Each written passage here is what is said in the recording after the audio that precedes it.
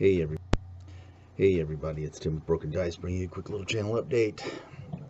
Finally finished my Iberian Army project, and that's what we're going to go over in this channel update. It's been a year of learning, picking up a few new skills, not many because it's hard to teach an old dog new tricks, but I've been trying, and it's been a fun project. Just like last year's project, Language Civil War, by the time you get to the end, you've picked up on all your methods that you're going to use, and so I'm really kind of satisfied the way it turned out. So what we're going to do is I'm going to show the army, and get my ugly mug off the camera, put it on the minis, and then I'm going to go over the majority of the paints that I used, the washes, and that sort of thing.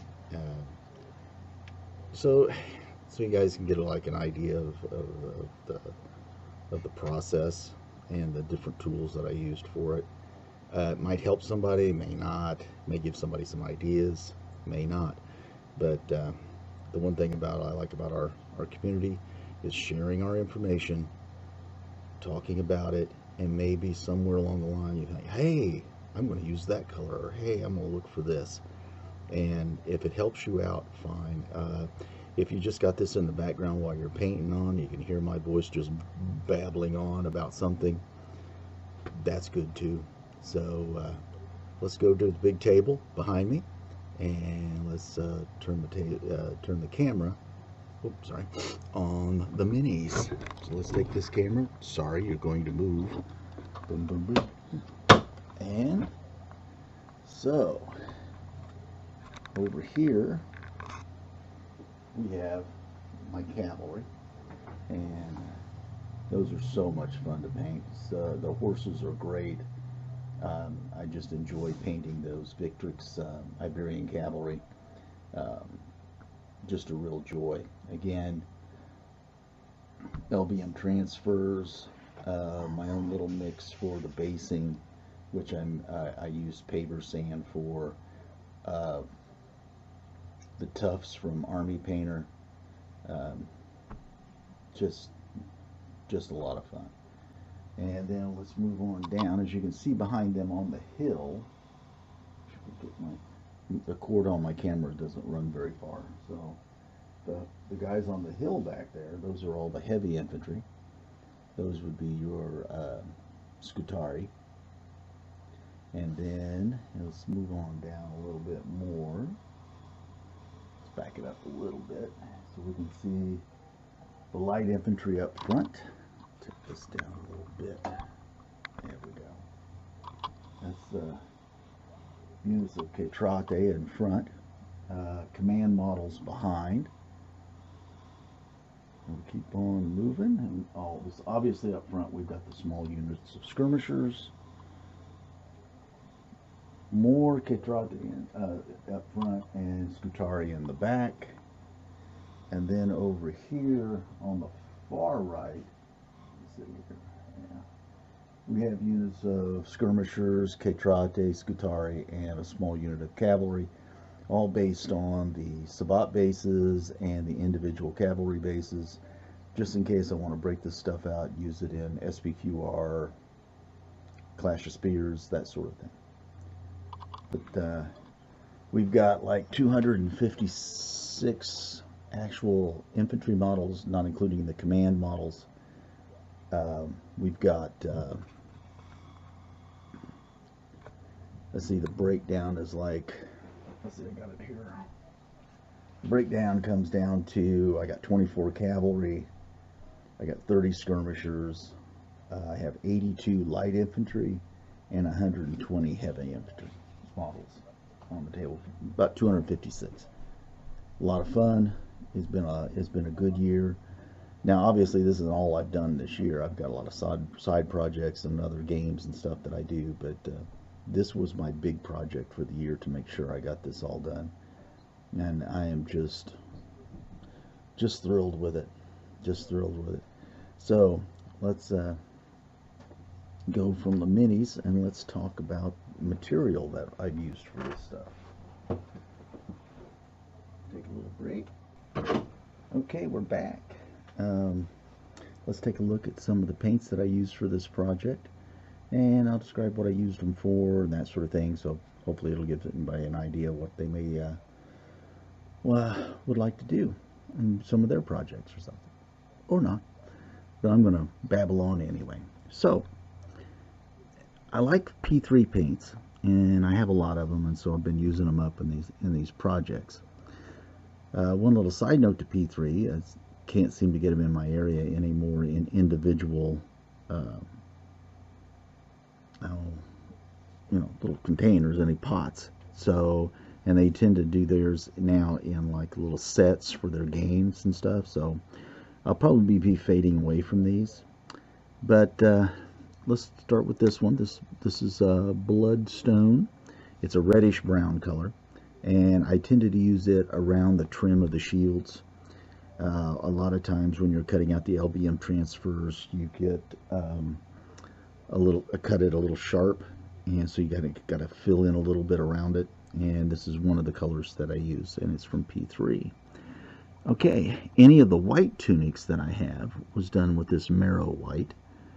I don't have very many of them in the entire army. I just felt like it was just too stark, made them look a little too Greek, so I stayed away from too much white, except for maybe on some of the plumes and that sort of thing. And speaking of the plumes, on some of them I actually used this coal black instead of just going with the stark black. I used this coal black, and it comes out okay. Bright wash on it. It has the right sort of tone that you're kind of looking for. And for most of the tunics, when they're gray, I normally, if they're a light gray, I use this Crixix Bane highlight for them.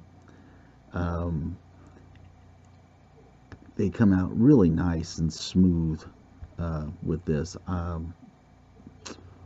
It's going to be a shame when I can't find that anymore.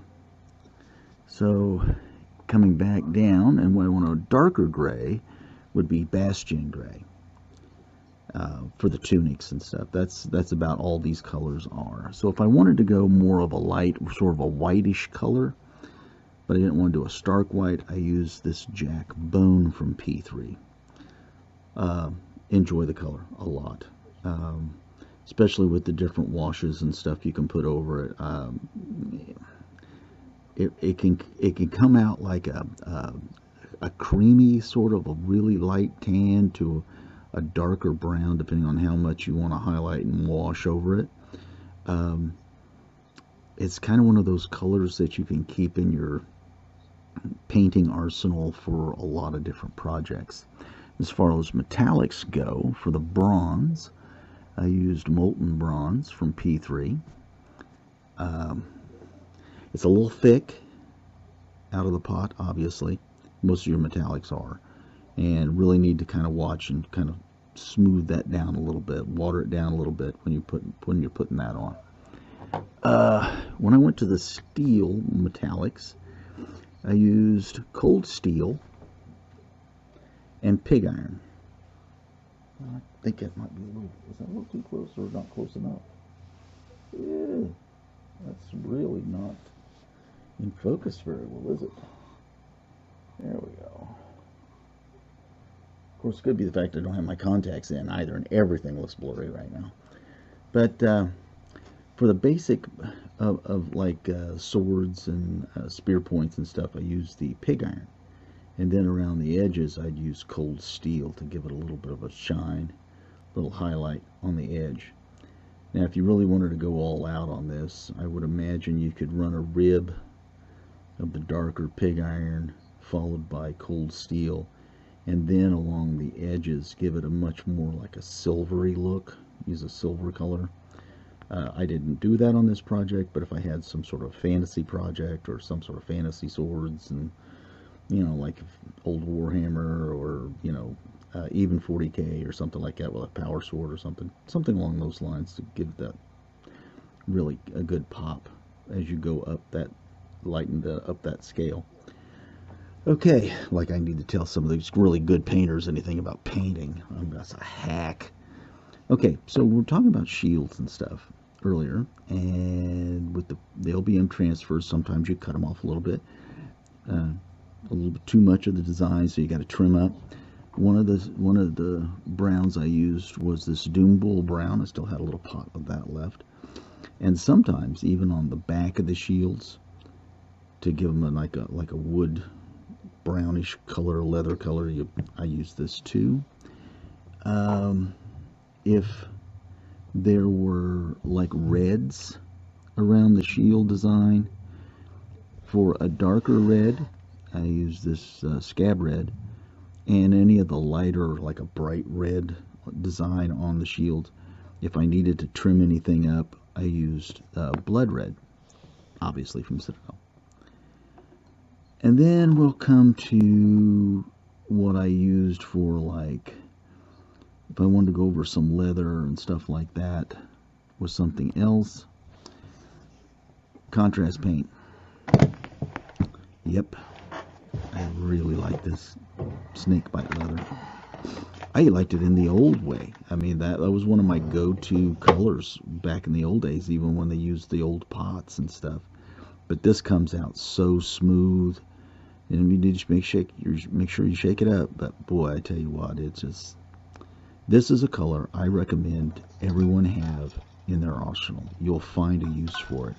I mean, just, you may not use it every time, but this is one of those paints that I will always have around for whatever project I'm doing. The other brown I used, now this brown is a little darker, a little thick. I like the term richer brown, a little darker, creamier looking. Again, it's a very interesting color that you can find. Oh, you can find its way into a lot of different projects. This brown, because it's almost black, almost when it goes on, especially when you put it over like my brown base coats and stuff. Yeah, I'm kind of a fan of this one. I can see me using this, the snakebite leather, and any other like browns or dark grays and stuff of this contrast paint. They really do a good job. Now, I'm not a big fan of GW. I'm not a fan of some of the things that their practices. Obviously, I still have a bone to pick with them about the old world and this AOS stuff. But that being said, I have to give them credit. I have to give them credit for this, man. This is one of those little things that I will always have around. All right, now let's go to the washes. Obviously, everyone probably uses this to some extent and has this sort of thing in their painting kit. Nun oil. Used it on a lot of the more of the darker colors, the darker grays, the Bastion's grays. Yeah, anything that would have been a dark brown or that coal black or something. That's what I would use. This is the wash I would use. Now, at some point in time, I was trying to use this Athrax Earthshade, but I didn't like the way it came out on some of the lighter tunics. I don't know. There was just something it didn't feel right when I put it on there. And it could have been because of the flesh tone that I used, in which, now that I mention flesh tone, I don't have my flesh tone out here. That it's dark flesh from Vallejo is what I used on every model in this army. So this was used a little bit, but not that much. But what was used quite a bit, especially when I was able to get a hold of a pot, because apparently this is a really hot item, the sepia wash. Really enjoyed using this. This on the let's see, with the jack bone and the Crixix Bean highlight white. Well, not so much this one, but the white. Really does an excellent job, and I can see why this is a very hard product to find a lot of times. But that's that. Let's talk about primer. My go-to primer is this Army Painter Leather Brown. The reason I use that is because of so much of the leather straps, the wood on the handles of the spears, the sandals and boots and shields, and so when you do that and you prime that on the back of the shields, you're pretty much done except for your wash. I mean, the shields on the back side are not wood grained by any stretch of the imagination, so trying to get that wood grain look, kind of wasting your time on that. So just brown it up and go on. And this one I've used this one too, a kind of a secondary sort of use for it as a primer. It's a little too red for me, so that's why I like the leather brown. And those are the colors. Those let's go back over here and finish up looking at my big old ugly mug. There we go. All right, so get the camera right too. All right, close enough. Project went great. I had a great time putting this all together. The models from Victrix, top notch. I can't tell you enough how much I love them. So everybody, you have a well, wonderful day, wonderful weekend coming up. I hope you do. I'll do another video before the end of the year talking about next year's projects. I'm going to be getting into building a little bit more terrain this time around in this month or so, because I am finished working. I'm retired now, so I will have a little bit more time to apply myself to the hobby, and hopefully my skills will increase with the added effort. And if everybody would like, leave a comment below, subscribe, stay in contact. Let's keep the conversations going. All right, that's enough of this. Everybody stay safe and have a great weekend, and I will see you next time.